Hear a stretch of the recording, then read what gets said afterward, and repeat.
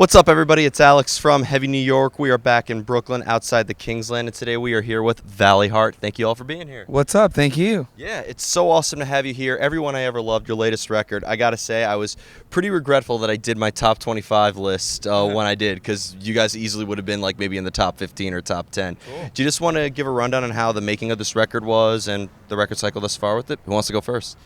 Sure, yeah, I'll comment on that, yeah. So we recorded the record last year in February, and we tracked it in about 11 days.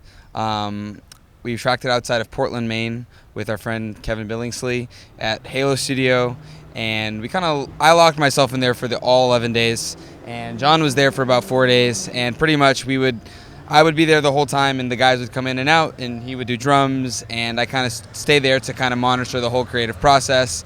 And then I did a lot of stuff in my house, actually, like a lot of the texture stuff, imported it in, and then I mixed it together with Kevin in the following months. What I've noticed with this record was that it was actually very consistent. I think one thing that made it so great is that it had a great sort of flow to it. Wasn't too many changes throughout it. Was that kind of like a preconceived idea? Let's make a record that is fairly consistent? Yeah, I think you could probably answer this better than me, but it definitely was something we did on purpose. Like, absolutely. I think lyrically and I'd say musically as well. There are some songs that you could say are like the quiet songs of the album, but I think it flows pretty well and starts off strong, kind of ends strong with some songs in between. I don't know, what do you think? Yeah, I actually had the track listing in my head before we even recorded a single note for the whole album. Like, I knew what song was going to be 3rd, 7th, 9th, 10th. Like, I wrote it on the board, like, when we were tracking, like, the track listing that was on there ended up being, because I think track listing does a lot for, like, how a record sounds or what it's trying to mean, you know? So I think you can rearrange the songs and it could tell a different story, you know, just like a book with chapters. So I kind of had that already set in stone before we even recorded, the track listing. Did the story of this album kind of determine the outcome of the music itself, or did you guys need to have some rhythm or melodies written down before you came up with a lyrical concept or subject matter? It's a great question. I would like to say that they both played a part in each other. You know, there's a lot of, the lyrics on this album are very introspective, and there are many kind of layers to the lyrics, and I think we try to mirror that in the music as well, with kind of the layering and the texture stuff. Not to say it was like a direct, hey, we're going to kind of parallel these things, but I think it was intentional to have many layers musically and lyrically. Do you think there were songs that we had the music written first for, and then there were songs that you had lyrics ready for without music, right? Sure. You did. There were some songs kind of a mix, to answer your question, I feel like, in a way. Yeah, there were some songs that I had written and kind of were done and brought them in, and we kind of tweaked them a bit. And there were some where I had a couple lyrics and I brought them to John and some of the guys in a melody, and we kind of built songs from there. So I would say there's, like John said, there's a pretty even kind of distribution of that on the album. You ever worry that you're going to have the perfect set of lyrics and just see how they go one syllable over the actual arrangements or something like that? No, I feel like making that work is a part of the art of arrangement, like kind of catering to how do we make this work with, this line doesn't work or this part is too long. It's working on all those things is what makes writing and arranging fun. Very interesting and great way of putting it. What I'm curious is, can your music be open to interpretation, or are you trying to maybe get a listener to sort of see things from your point of view and maybe enlighten them on a certain matter? Absolutely the first. Yeah, I'm very much about kind of once you release something into the world, it's my story, it's our story, but once it's kind of out in the world, it's whatever the person understands of it, whatever experiences they attach to it, I think makes that reality for them. Yeah, because I think there are so many albums that I listen to, I know that we listen to, that I have so many experiences and memories and meanings attached to them, but I might talk to the songwriter of that band or artist, and they have their own sets of experiences attached to it.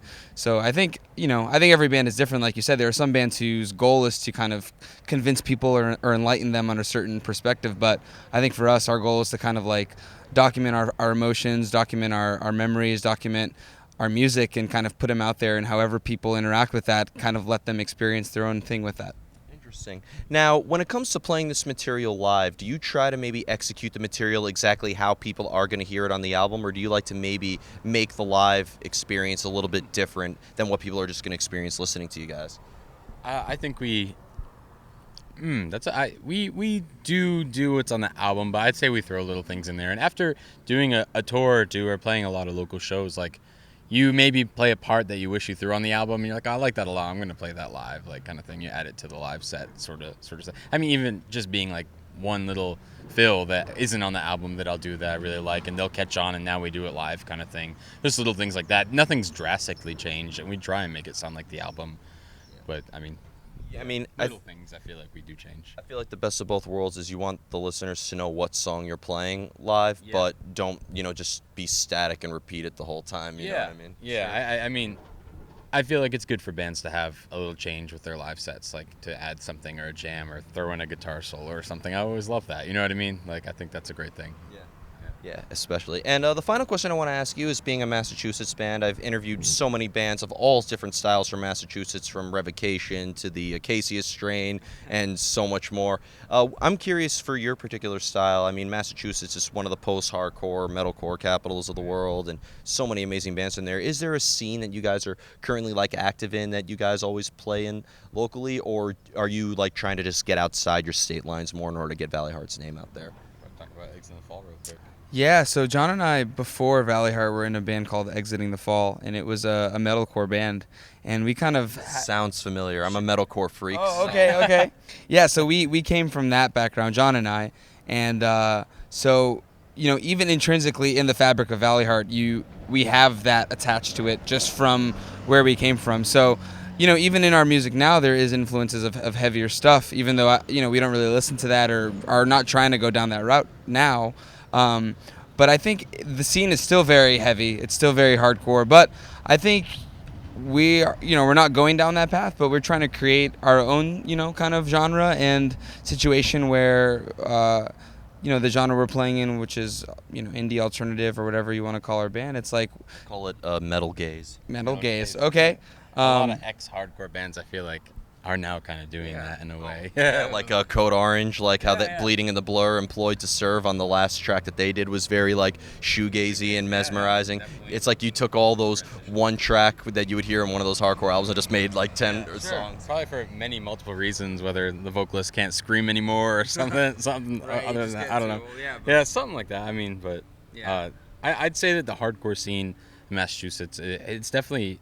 From what we knew and what we were doing, it slowed down. People either grew up, moved away. A lot of people, it faded, whether that be our faults or that we just kind of left, broke up and kind of faded out, or whatever it was. But we're happy to be doing Valleyheart. And Well, I think Valleyheart has a lot of the emotional and melodic elements that a metalcore fan could really relate to and identify with. I definitely don't see too much division between those two genres, to be honest. Yeah.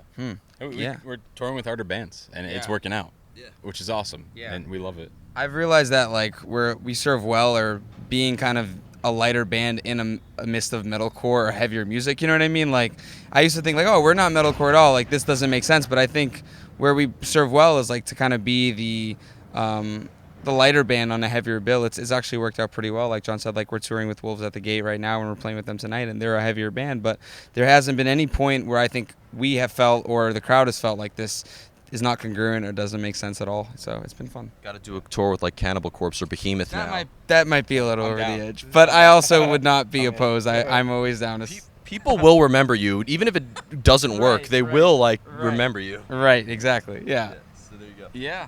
So before we go, I'd like to thank you guys so much for your time today. Man. Is there just anything else with Valleyheart you would like to promote in terms of tours or new music? This will be uploaded by midnight, so if it hasn't been announced yet, please don't say it. Cool. So just check out our album, Everyone I've Ever Loved, that we just released. That's our latest release. It came out about 7 months ago, and we're playing songs from that tonight. So. Awesome. Yeah. Want to elaborate? I mean, after this tour, our schedule is really just about writing, I think. So yeah, I think that's going to be our music for the next couple months. We're going to start writing, hopefully have something by next year. Awesome. That'd be the goal. Awesome. Yeah. Well, thank you guys so much. Thank you. Yep. Thank you, man. Everybody, we are here with Valleyheart, Everyone I Ever Loved. Be sure to pick that up if you haven't already. This is Alex from Heavy New York, and we'll see you next time.